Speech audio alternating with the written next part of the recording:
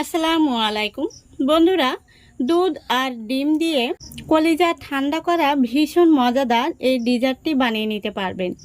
আর এই ডেজার্টটি খুবই সহজে কম সময়ের মধ্যে আপনারা বানিয়ে নিতে পারবেন এবং খেতে তো অসম্ভব মজার হয়। আর বাচ্চা থেকে বড় সবাই খুবই পছন্দ করবে। তো চলুন আজকের এই রেসিপিটা দেখে নেওয়া যাক। তো বন্ধুরা, এই ডেজার্টটা বানানোর জন্য এখানে আমি 4 কাপ পরিমাণে তরল দুধ নিয়েছি। দুধটা ছেঁকে নিয়েছি। এখন আমি গ্যাসটা অন করে দিচ্ছি। দুধটা খুব ভালো করে জাল করে নিতে হবে। 2 থেকে 3টা বলক তুলে নেব।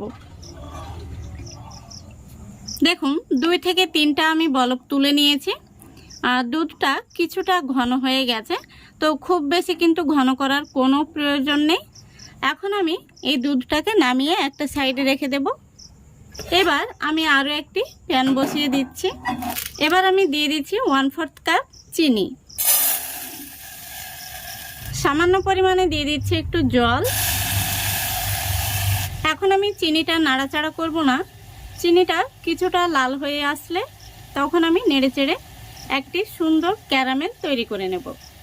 গ্যাসের ফ্লেমটা কিন্তু বাড়িয়ে দিয়ে যাবে না। গ্যাসের ফ্লেমটা লো ফ্লেমে রেখে ক্যারামেলটা তৈরি করতে হবে, কারণ ক্যারামেলটা পুড়ে গেলে কিন্তু স্বাদটা নষ্ট হয়ে যাবে। দেখুন খুব সুন্দর একটি ক্যারামেলের কালার চলে এসেছে। আমি কিন্তু এটাকে আর জাল করব না। এখন আমি এই ক্যারামেলটা যে দুধটা জাল করে রেখেছি সেই দুধের মধ্যে দিয়ে দেব। ক্যারামেলটা দেওয়ার পরে এইভাবে খুব সুন্দর করে মিশিয়ে নিতে হবে। গ্যাসটা আমি আবারও অন করে দিয়েছি, ক্যারামেলটা যাতে খুব সুন্দরভাবে মিশে যায়। এখানে দুধটাকে কিন্তু ঘন করার কোনো প্রয়োজন নেই। ক্যারামেলটা খুব সুন্দরভাবে মিশে গেছে দেখুন। এখন আমি এই দুধটাকে নামিয়ে নেব আর দুধটা কুসুম গরম পর্যায়ে আসা পর্যন্ত অপেক্ষা করব। এখন আমি নিয়ে নিচ্ছি এখানে 3টে ডিম।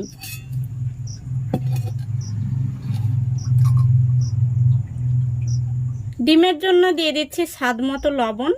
আর ডিমের এই কাঁচা গন্ধটা যেন চলে যায় সেজন্য দিয়ে দিচ্ছি 4 চামচের 4 ভাগের 1 ভাগ এলাচের গুঁড়ো। আপনারা চাইলে এলাচের পরিবর্তে ভ্যানিলা এসেন্সও দিতে পারেন। এখন আমি একটি হ্যান্ড উইচ দিয়ে খুব ভালো করে ডিমগুলোকে ফেটে নেব। দেখুন ডিমটাকে খুব সুন্দর করে আমি ফেটে নিয়েছি। এদিকে দুধটা দেখুন কুসুম গরম পর্যায়ে চলে এসছে। আমি আঙ্গুল দিয়ে কিন্তু প্রায় 30 সেকেন্ডের মতো ধরে রাখতে পারছি। এখন আমি এই দুধটা ডিমের মধ্যে দিয়ে তারপরে আবারও হ্যান্ড উইচ দিয়ে খুব ভালো করে মিশিয়ে নেব। ডিম আর দুধটাকে খুব ভালো করে মিশিয়ে নিতে হবে। মেশানো হয়ে গেলে যে পাত্রে আমরা ডেজার্টটা তৈরি করব সেই পাত্রে ঢেলে নিতে হবে। দেখুন এখানে আমি 4টে কাচের কাপ নিয়েছি। এই কাপগুলোর মধ্যে আমি এই মিশ্রণটি দিয়ে দেব।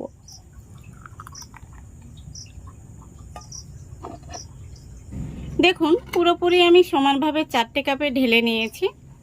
এখন আমি আবারও গ্যাসের উপর কড়াই বসিয়ে দিয়েছি আর কড়াইয়ের মধ্যে দিয়ে দিচ্ছি 2টো টিস্যু।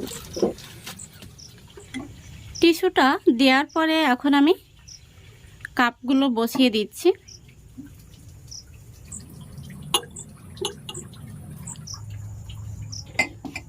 সুন্দরভাবে কাপগুলো বসিয়ে দিয়েছি।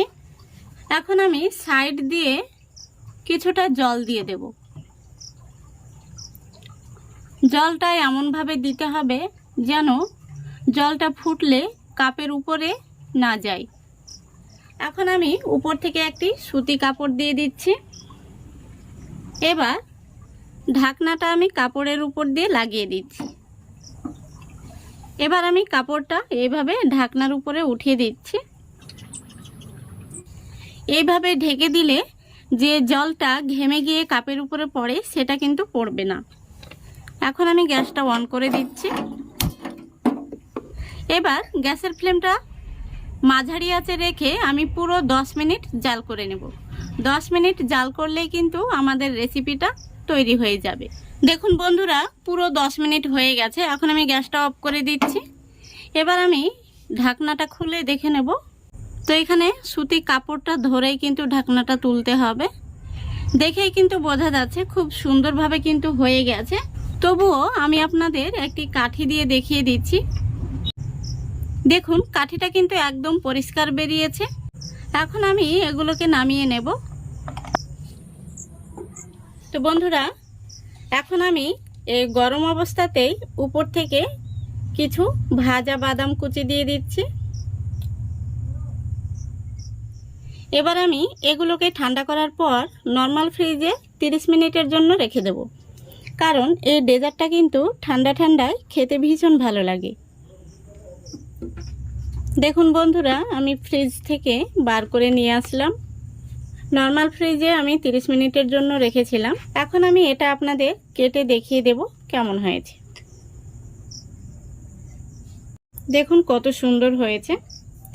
এই ডেজার্টটা কিন্তু বাচ্চা থেকে বড় সবাই খেতে খুবই পছন্দ করবে। আপনারা একবার হলেও বাড়িতে বানিয়ে দেখবেন, ভীষণ মজাদার। একবার খেলে বারবার রিকোয়েস্ট আসবে। আশা করছি আজকের এই রেসিপিটা আপনাদের ভালো লেগেছে। যদি ভালো লেগে থাকে অবশ্যই লাইক, কমেন্ট, শেয়ার করে দেবেন এবং চ্যানেলটিকে সাবস্ক্রাইব করে আমার পাশে থাকবেন। আজকের মতো বিদায় নিচ্ছি। সবাই ভালো থাকবেন, সুস্থ থাকবেন। খোদা হাফেজ।